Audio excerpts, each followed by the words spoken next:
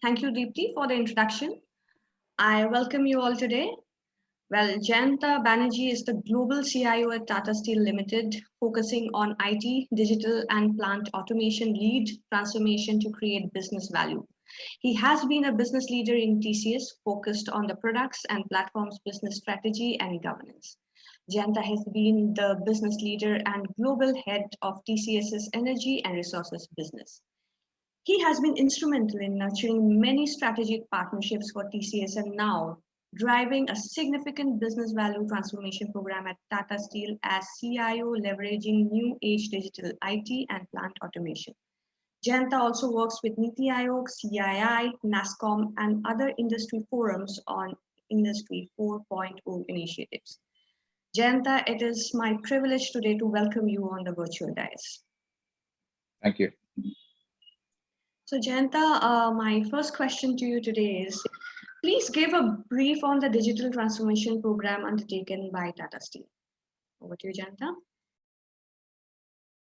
Okay, so we'll have to go back several years because Tata Steel as a company is always a leader in adopting technology, if you will. So we started this journey on digital around 2015. Though I joined Tata Steel in 2018. But what the company did around 2015, 2016, 2017 is to create a belief system. And what I mean by a belief system is, see, digital is all about changing mindset. It is very less about technology and more about changing mindset, applying technology as an enabler to create business value. So what the company did at the time, they took around 2 or 3 major initiatives. One is that they created a small evangelist team called the Digital Value Acceleration Team to do some POCs, make things work, kind of proof of value, right? Proof of concept, proof of value, so that business feels that yes, something works. But more importantly, there were 2 major initiatives that we as a company are very proud of. We initiated a major program called reverse mentoring. And what we mean by reverse mentoring is the young people in the age group of, say, early 30s, late 20s, they mentoring the senior leaders in the age group of 50 plus, the top leaders of the company. Everybody were assigned a mentor, and these young mentors would have a much more exposure to technology, a different mindset, a different outlook, and they would play with technology as you would have seen amongst the society that the younger generation, they adopt technology very fast, right? So sometimes the senior leaders would get to see something that they never thought about, right? Or they would ask some very simple questions, which would rather seem embarrassing in a different forum, but in a one-on-one session, it really helped them. So that kind of helped in changing the mindset and looking for the art of possible. The second major program that was initiated and still continues, both of these programs still continues, is Go and See.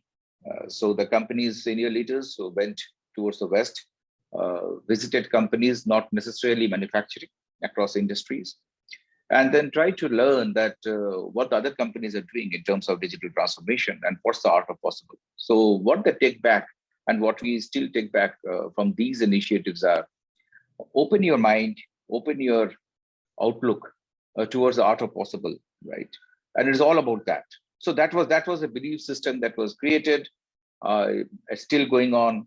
And so in 2018, when we formally launched a major digital transformation program, and we sketched it out in our strategy roadmap, that digital will be a strategic enabler, or technology, digital technologies and Industry 4.0 will be a strategic enabler to Tata Steel becoming a digital leader in the steel industry by 2025. And that's the strategic vision we have.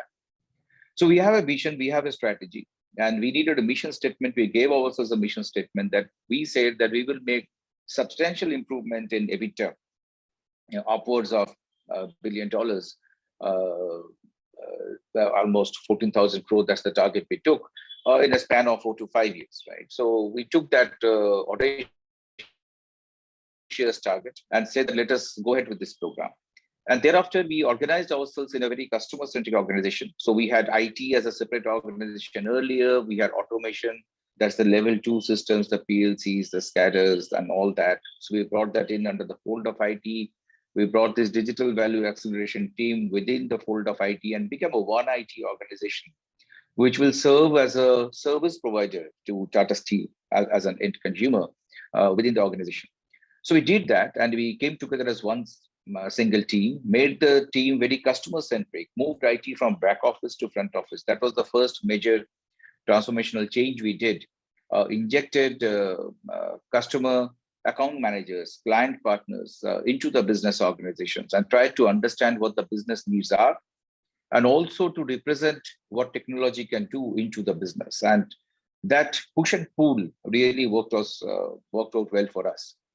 Now, thereafter, so we gave ourselves a kind of an architecture, the reference architecture for Industry 4.0.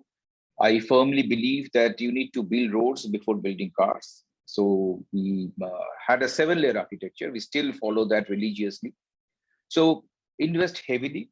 There was a lot of upfront investment in network, given the demographic of India, given the demography where we operate in captive mines, in places where possibly there is no network or there are disruptions and challenges and issues around that. We fixed all of that, right? We made heavy investments in the network. You cannot possibly go and create an app and give it to an user and not giving the network to the person. It doesn't work that way, right?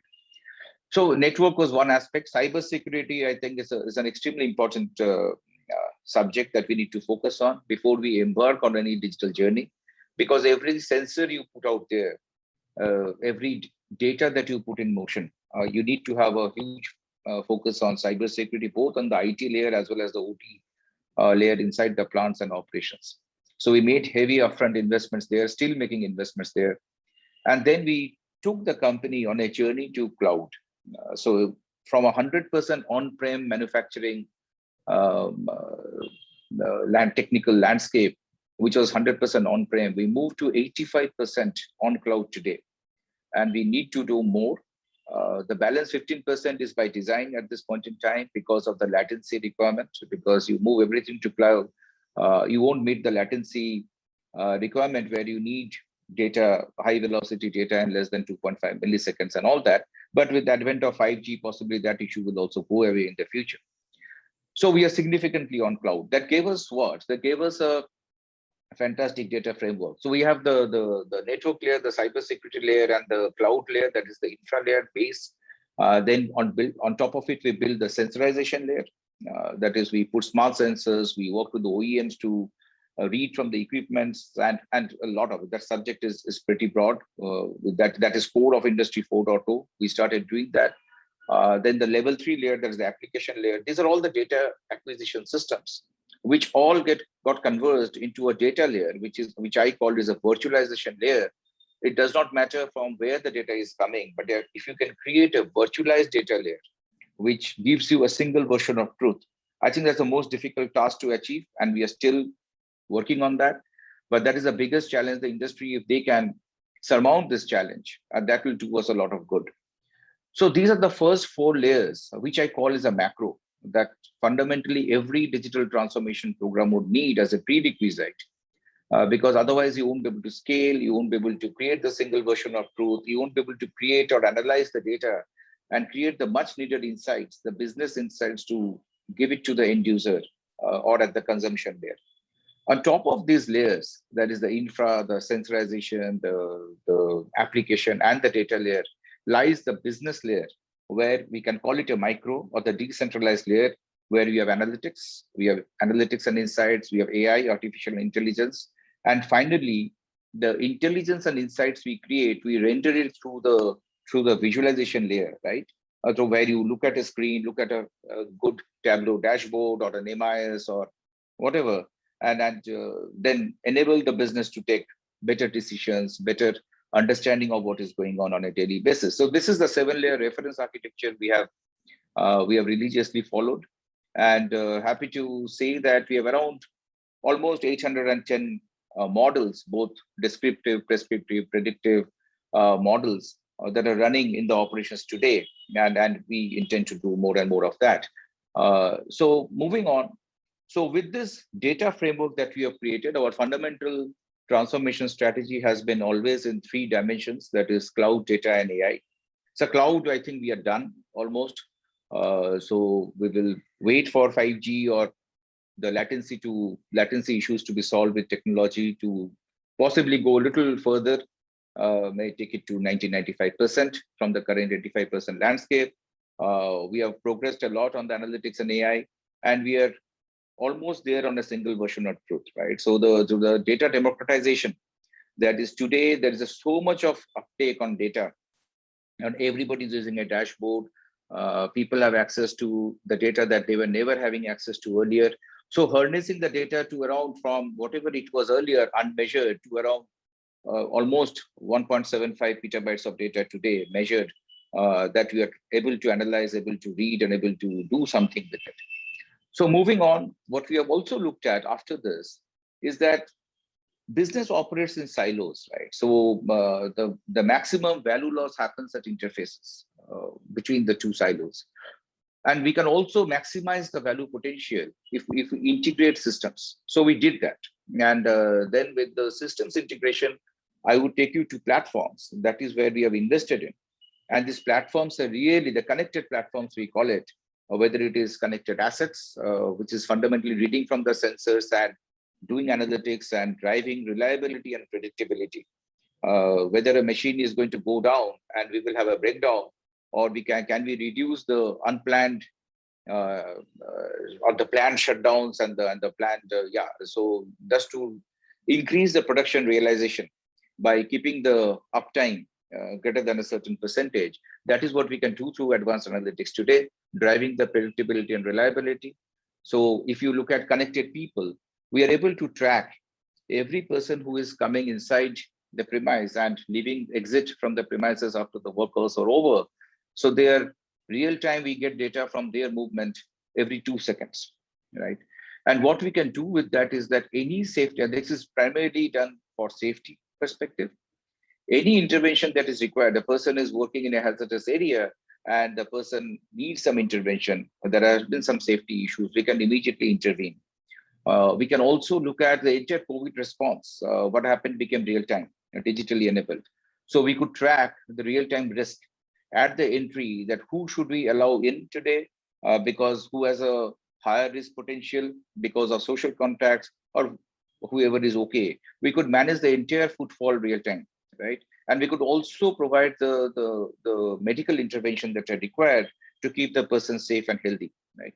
So all that was possible, the real-time contact tracing, the containment zone analysis, the footfall management, everything, even the social distancing norms, the COVID appropriate behavior was enforced through image analytics and AI, right? If a person, two people are not following the 6 feet distance, so we can immediately intervene from a central command control room and then take the necessary actions and all that.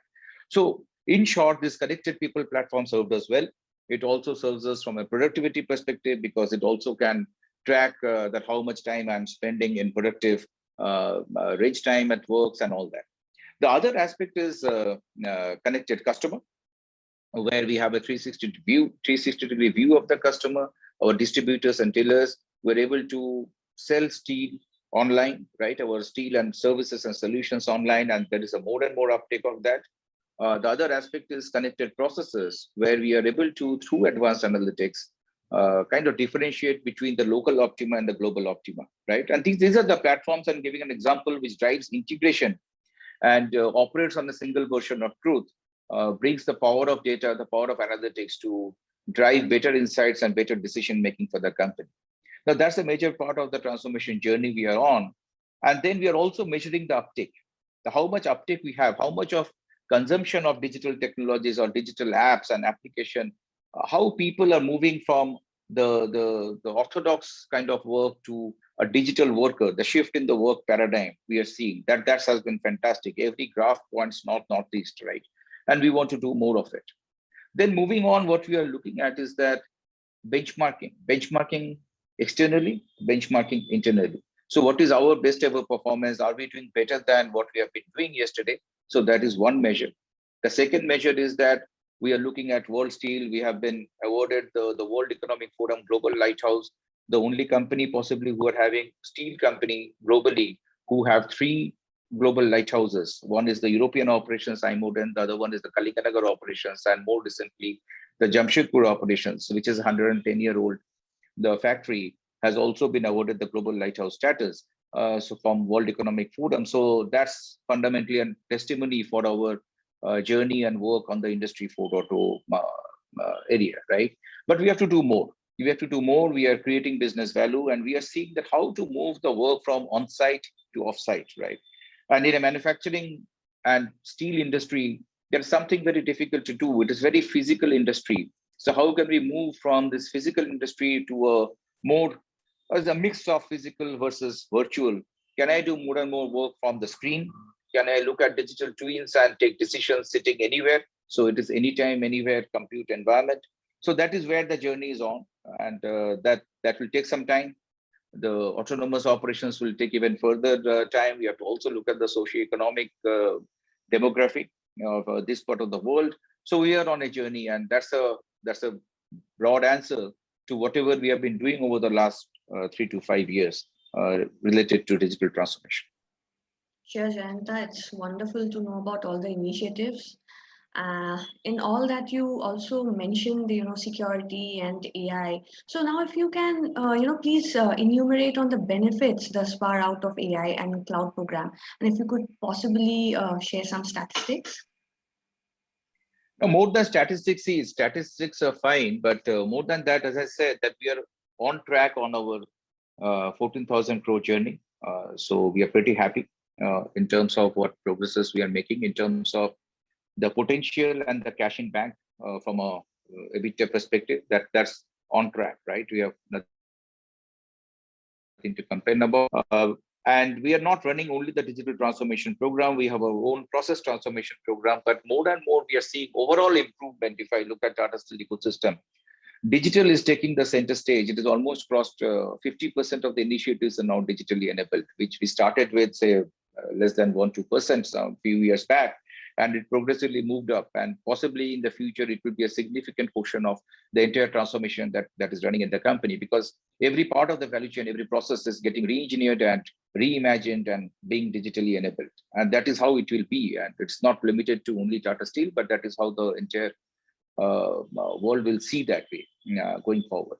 Point number two is, I said there are 810 models running, and there'll be more, right? And there are different kind of models. That are descriptive models, that are prescriptive models, that are all these are advanced analytics and AI models. And every model is bringing in a definitive value, right? It is bringing in perfection. It is bringing in accuracy. Now, albeit there is a gestation time for the model to really bring in the results. But after this gestation period, after the learning curve is over, it stays there, right? It doesn't have a fatigue. It keeps on learning and keeps on producing better and better results, right? So that is what we are getting. But more importantly more than the quantitative value, there is also a qualitative aspect, which typically cannot be measured. Or if you start measuring, there is a more time that will go in measuring than the real benefit. If you look at our hospital, right? So, and during this entire COVID period, so when a patient goes into a COVID ward, the relatives were left out, and you know that it's very difficult in the situation for the patient families to get a real-time update of what is going on, right? And because of the overwhelming situation in the medical fraternity in the hospitals all around. But what we did, a simple app, right? A simple app which we made a public app where any patient family could be able to see real time on a frequent interval basis what is the status, because the doctors will update from the COVID ward and the families will be able to log in and see that this is the status, and be a little assured about the well-being of their relatives who are there. So these kind of things, you just don't measure business value out of it. This, you know that it is so important and we need to do it. Online consulting, right? We started. So that is good. But digital delivery through digital media, booking and delivery of telemedicine and all that. So if you start measuring this, it will not yield the right thing.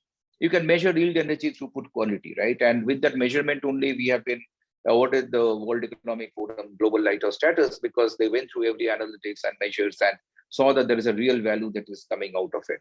So there is a quantitative aspect of it, and then there is a qualitative aspect of it, right? And both we are looking at. So we don't stop a project because we don't see an immediate dollar value coming out of it. No, it is important. It's the right investment to do, and it will only improve the quality of life and quality of work that also we are doing. So the answer lies in both. Sure, Jayanta. As you rightly mentioned, it's about qualitative and quantitative put together. And with this context, I'll ask you my next question. What will be the future roadmap as far as digital is concerned, given the Industry 4.0 technology is gaining traction? Next, my personal belief, and I'm very passionate about it, is to move the work more and more from on-site to off-site, right? So if you look at steel, if you look at manufacturing as a whole, it is a very physical industry, as I just said. So the work is very on-site centric. You come there, you operate on a machine, and you deliver something, and you go back. Now, if I just take an example, and digital twin is only one enabler, right? And there are many out there. If I just look at a digital twin, if I can create a digital twin of the supply chain, if I can create a digital twin of the plants, and which we have done. So sitting here, like we are interacting, I can see at every KPI, every process parameter on a screen, and it is relatively easier to move the supervisory work, the managerial work, where you have to take decisions based on certain parameters, based on certain chemical blend that is going in, based on the output parameters that you are reading. Those decisions can be taken from anywhere, right? It is possible. So that will be the first layer that will move from on-site to off-site, right? Anywhere. It can be at home, it can be done from another place. So the command control center can be moved away from the blast furnace. So those things can be done. Next is to actually move the work. Now that will take a longer time horizon, because actually moving the work means you have to bring in robotics, you have to bring in a lot of autonomous operations, right? So that is a journey, and that will be possibly 5, 6, 7 years, whatever it takes. And there is a lot of technology advancement. The decision-making process needs to change, and all the sophistication. But that's a different horizon, different technology transformation in the future. But the near-term goal will be to move the supervisory layer where the decision-making process is involved. Because you take decisions based on data. Now, just to give you a simple example, if you are physically there and seeing something, I can bring that image to your home, right? I can bring all the temperature, pressure, other parameters that are necessary for you to take a decision on the screen of the iPad or the computer. And you look at those things, the analytical model can run on it and make recommendations and suggestions. So that job can be moved from on-site to off-site. I think that is the near-term next. That is short-term and mid-term, and the robotics and the autonomous operation, the entire human-machine interface is going to be a longer term. Looking at also the socio-economic perspective, we have to be sensible, and we'll do it that way in the future. Sure, Janta. Just some time back, you also mentioned about security. So can you elaborate on how has security been really taken care of? See, cybersecurity is an essential. So there are many dimensions of cybersecurity that we have put in place. So as I said, every sensor you put out there, every data that is put in motion, you need to secure it first, right? So there are many strategies there. First is you look at simple access control, right? So there is a policy, there is a regime that you put in place. So when you look at access control, if you divide it, then there is an user access control and there is a server access control. Both you have to secure to reduce the vulnerability. So you have to really work on the Active Directory and make sure that everybody has a unique login ID and there are audit trails in the system. The access control is given through a system with proper authorization. Just because you ask, you don't get an access to the system. It is on a need to access basis, right? So all that, there is a chapter there. Then the number two aspect is that how are you preventing unauthorized provocations or attack or attempts at the gateway? So there are advanced technologies today where you can preempt some of the phishing emails, or that is still a extremely difficult subject, but we keep on getting phishing emails and links that we inadvertently would click on, and then something wrong might happen, right? Untowards might happen. So how to protect those? So the advanced threat protection that you put at the gateway. Then the other subject chapter is on the data leak prevention, the DLP. So we have put advanced AI technologies to prevent data leaks, right? So that potentially, even if some untoward incident happens, then how to prevent the data leak from any data going out of your organization, right? So there are technologies there today. We are invested heavily in that, both in the IT as well as in OT, so that we have a real-time tracking mechanism. Uh, uh, so we have to put the latest antivirus that is all given, that is hygiene, looking at the access controls, looking at policies, looking at review mechanisms, looking at the red teaming and the blue teaming. There's fundamentally, we have to also continuously ethically do some vulnerability assessment and penetration testing to see that whether your systems are robust or not. Looking at the architecture, more distributed the architecture, better the cybersecurity resilience will be. So there is a response mechanism, and there is a resilience mechanism, and there is a defense mechanism, right? All three aspects we have invested in, and more investment has to always be in this area, because this is always a area which will evolve, and you will never be 100% prepared. It's not possible for anybody to be 100% prepared. So there is always a vulnerability, but how resilient you are and what is the percentage of your protection mechanism to the theoretical possible, that you have to continuously increase and work on. Sure, Jayanta. With this, my last question to you is, ever since the lockdown was announced in 2020, Tata Steel was one of the first companies to have announced a widespread work from home initiation. So can you please elaborate on, how do you see this in the light of cloud and AI? I already mentioned that. See, the entire work from home, or I would call it work from anywhere. So it is not only work from home, you can work from anywhere today. It happened because we invested in cloud and AI, right? And more so on cloud. Because if it would not have been for cloud, and then the data, what cloud does, cloud democratizes data. So you don't have to come somewhere to access your data. The data, you can carry your data with you always. So if you are on your phone, on your smartphone, and you have your own cloud subscription, your data is always with you. It is not locally stored. You don't need a physical device with you, on you, to access your data, right? That's the fundamental difference. Simplistically put, everybody understands that is what it is. So since it is on cloud, it is just based on access. And if you can create the secured access mechanism to your data, so you can work from anywhere. That is one aspect. So it's just a gateway. Your device is just a gateway to access your data, right? And because of that, and because of what AI we have done, we could bring, as I said, some of the supervisory layer, the decision making, the system access, the model output, the model analytics onto your computer screen.